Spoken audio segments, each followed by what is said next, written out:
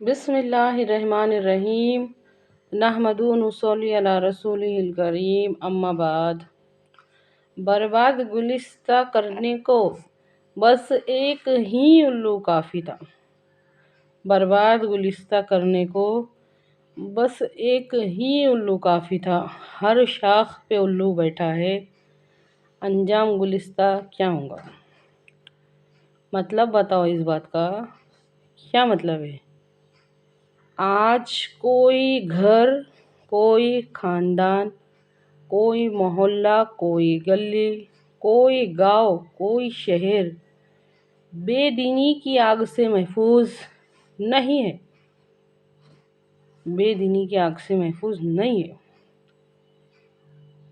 یہ بات کا کیا مطلب ہے؟ اچھی طرح سے غور کیجیے اس بات میں۔ اللہ کے حکموں پہ عمل نہیں کرنے کا نتیجہ آج ہمارے آنکھوں کے سامنے ہے۔ آج حد سے زیادہ گمراہی کیوں؟ آج حد سے زیادہ ظلم کیوں؟ آج حد سے زیادہ بے رحمی کیوں؟ آج حد سے زیادہ حسد، نفرت، کینے، کپٹ کیوں؟ آج حد سے زیادہ قطع رحمی کیوں؟ یہ سب کیوں ہو رہا ہے؟ یہ سب اللہ کے حکموں کو نہیں ماننے کا نتیجہ ہے۔ نتیجہ ہماری آنکھوں کے سامنے ہے۔ ہم اچھی طرح سے دیکھ رہے ہیں، سمجھ رہے ہیں، لیکن ہم یہ ماننے کو تیار نہیں ہیں کہ یہ اللہ کے حکموں کو نہیں ماننے کا نتیجہ ہے۔ اچھی طرح سے سمجھیے اس بات کو۔ ہم یہ نہیں مان رہے، یہ قبول نہیں کر رہے کہ یہ اللہ کے حکموں کو نہیں ماننے کا نتیجہ ہے۔ ہر کسی کو نظر آ رہا ہے کہ دنیا میں یہ سب ہو رہا ہے، یہ ہو رہا ہے۔ غور کیجیے اس بات میں۔ ہم سب اپنے فریضے سے، اپنی ذمہ داری سے منہ موڑ کے بیٹھے ہیں۔ قرآن پاک میں اللہ تعالیٰ نے فرمایا، تم وہ خیر امت ہو جو پیدا کیے گئے ہو لوگوں کی بھلائی کے واسطے۔ تم نیکیوں کا حکم دیتے ہو اور برائیوں سے روکتے ہو۔ تو پھر وہ بات ہوئی نا، اگر ہم امر بالمعروف کرنے بیٹھ جائیں گے، اگر ہم کسی کے اوپر ایک انگلی اٹھائیں گے تو 3 ہمارے طرف اٹھیں گی، سامنے والا ہم کو اپنے گریبان میں جھانکنے کو لگے گا۔ اس کے واسطے چپ بیٹھو۔ ہمارے اپنے بنائے ہوئے اصول یہ ہے کہ چپ بیٹھو، تم بھی چپ بیٹھو، ہم بھی چپ بیٹھیں گے، جو بھی چلتا ہے چلنے دو۔ اس نظریے سے منع کیا اسلام نے۔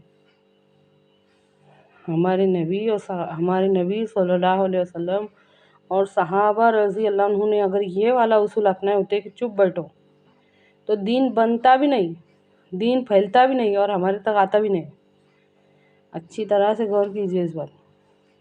امر بالمعروف، نیکیوں کا حکم دو اور نہی عن المنکر، برائیوں سے روکو۔ یہ ہے دعوت کا پہلی شرط۔ اچھی طرح سے غور کیجیے۔ ہر کوئی اس میں لگے لائے، اسی طرح ایمان کی بھی بات ہے۔ تمام تر ریالٹی ہماری آنکھوں کے سامنے موجود ہے۔ ایمان کی حقیقت کی ساری کے ساری ریالٹی ہماری آنکھوں کے سامنے موجود ہے۔ ہم کھانے سے بھوک مٹاتے، اس کا مزہ لیتے، پانی سے پیاس مٹاتے، پیاس بجھاتے، ہر حقیقت کو محسوس کر رہے، آنکھوں سے دیکھنے کا کام لیتے، کانوں سے سننے کا کام لیتے، اللہ تعالیٰ کی نعمت کا ہر مزہ لے کے بھی ہم اللہ کو بھول گئے۔ ہمارے ایمان ہمارے اندر کی فکر کو جگانے میں ناکام ہو رہے۔ کیوں آئے معلوم نہیں، کیوں گئے معلوم نہیں۔ کیا ہم بے مقصد ہیں؟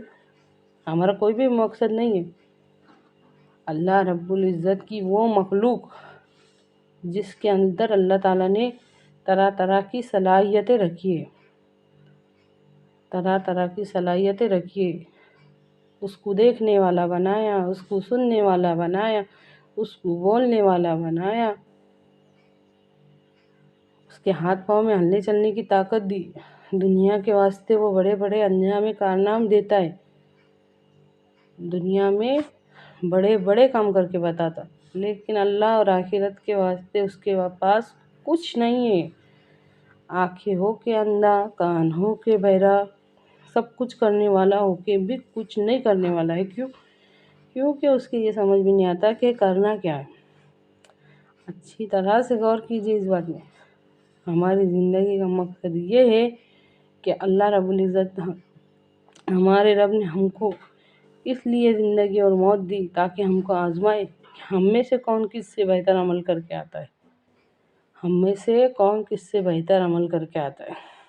اور ہمارے نبی صلی اللہ علیہ وسلم اس بہتر عمل کرنے کا طریقہ سکھانے کے واسطے بھیجے گئے۔ اچھی طرح سے غور کیجیے اس بات میں۔ اپنے آپ کو اپاہج اور مفلوج سمجھنا بند کیجیے، کیونکہ یہ کچھ کرنے کا وقت ہے۔ اے اللہ، کہنے اور سننے سے زیادہ عمل کی توفیق عطا کریں۔